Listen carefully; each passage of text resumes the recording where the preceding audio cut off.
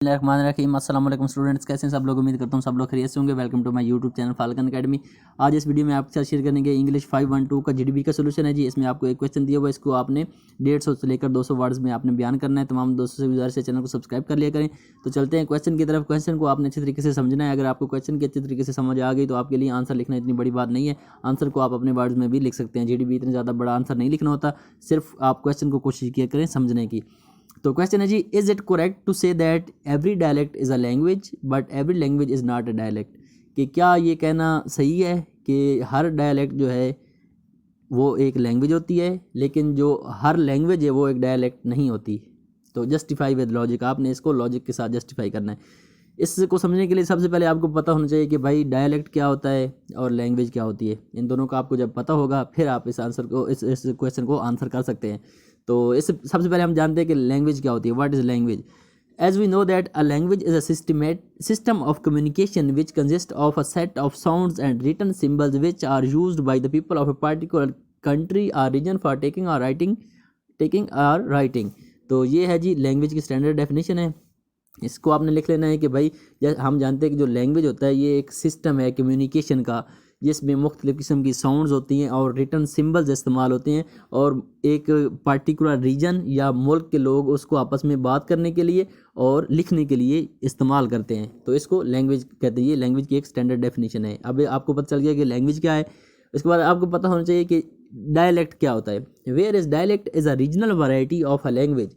लेकिन जो डायलेक्ट होता है वो किसी भी लैंग्वेज की एक रीजनल वैरायटी होती है, डिफरेंट फ्राम, लेकिन वो थोड़ी सी जो स्टैंडर्ड लैंग्वेज है उससे मुख्तलिफ होती है। मिसाल के तौर पर अगर आपको डायलेक्ट की मैं अगर मिसाल दूं कि जैसे एक पंजाबी ज़ुबान है, पंजाबी ज़ुबान एक ही है, एक स्टैंडर्ड पंजाबी ज़ुबान है, लेकिन उसके कितने ज़्यादा रीजनल वैराइटीज़ हैं। मतलब एक फैसलाबाद में बंदा रहता है वो और तरह की पंजाबी बोलता है, एक लाहौर में बंदा रहता है वो और तरह की पंजाबी बोलता है, और एक जो है कराची में रहता है या किसी और जगह पे रहता है तो उसकी पंजाबी और है। तो आपने देखा कि ज़ुबान एक ही है पंजाबी, लेकिन उसके डायलेक्ट्स ज़्यादा हैं, मतलब उसके रीजनल वैराइटीज़ ज़्यादा हैं, तो उसको डायलेक्ट कहते हैं। तो इस तरह वो आपसे यही पूछ रहा है कि क्या ये कहना सही है कि जो लैंग्वेज होती है उसके मुख्तलिफ डायलेक्ट्स हो सकते हैं, लेकिन जो बल्कि वो कह रहे हैं कि क्या ये कहना सही है कि डायलेक्ट इज़ अ लैंग्वेज, कि कोई भी डायलेक्ट है वो ज़ुबान होती है। साफ ज़ाहिर सी बात है, जो फैसलाबाद वाले पंजाबी बोलते हैं वो भी लैंग्वेज है, वो ज़ुबान है। बेशक वो एक पंजाबी का डायलेक्ट है, लेकिन हम उसको ज़ुबान ही कहते हैं क्योंकि वो उसी ज़ुबान का हिस्सा तो है। लेकिन language is not a dialect. लेकिन कोई भी जो मेन लैंग्वेज है वो डायलेक्ट नहीं हो सकती। तो आपने इसके साथ एग्री करना है कि हो सकता है एक लैंग्वेज ऐसी हो जिसका कोई डायलेक्ट ना हो, मतलब जो एक ही स्टैंडर्ड लैंग्वेज हो वो तमाम लोग यूज़ करते हो। ज़रूरी नहीं है कि लैंग्वेज का डायलेक्ट आगे हो। जिस तरह पंजाबी अगर मुख्तलिफ इलाकों में मुख्तलिफ बोली जाती है, तो हो सकता है कोई ऐसी ज़ुबान भी हो जो एक जगह पे और तमाम जगहों पे एक ही तरह बोली जाती हो, तो ये मुमकिन है। लेकिन ये जो डायलेक्ट है वो लैंग्वेज का ही हिस्सा होता है, मतलब लैंग्वेज ही होती है। हमने इसके साथ एग्री करना है। तो आगे चलते हैं जी। A variety of language used by the members of a particular group और क्लास। वो वही बात कर रहा है कि जो डायलेक्ट है ये एक वैरायटी ऑफ लैंग्वेज है जो कि एक पार्टिकुलर क्लास के लोग या ग्रुप के लोग यूज़ करते हैं। So in the light of above facts we can agree with the statement because language are broader and dialects are smaller.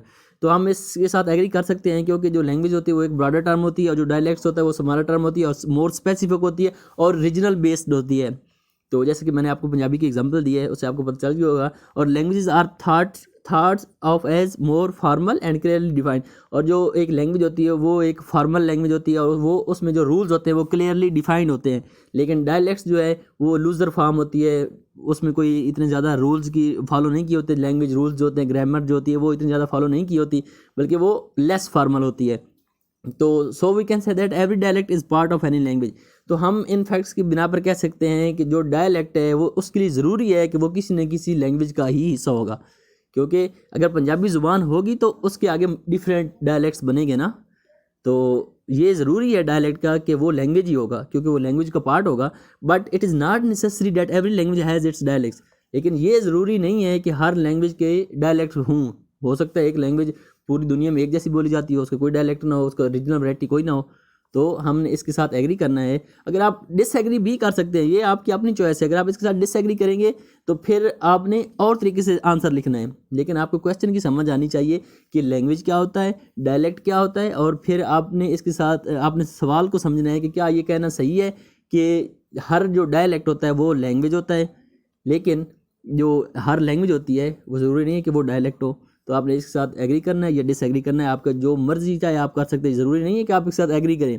अगर आप इसको डिसएग्री करेंगे तो फिर उसको आपने डिफेंड करना है। मैंने एक साथ एग्री किया है तो मैं उसको डिफेंड कर रहा हूँ कि भाई जो डायलेक्ट है वो लैंग्वेज मेन लैंग्वेज का हिस्सा ही होता है, लेकिन ज़रूरी नहीं है कि हर लैंग्वेज की कोई डायलेक्ट भी हो। उम्मीद है आप लोगों को समझ आ गई होगी। अगर मजीद आपका कोई क्वेश्चन होता है तो कमेंट सेक्शन में पूछ लिया करें। अपना ख्याल रखिएगा। अल्लाह हाफिज़।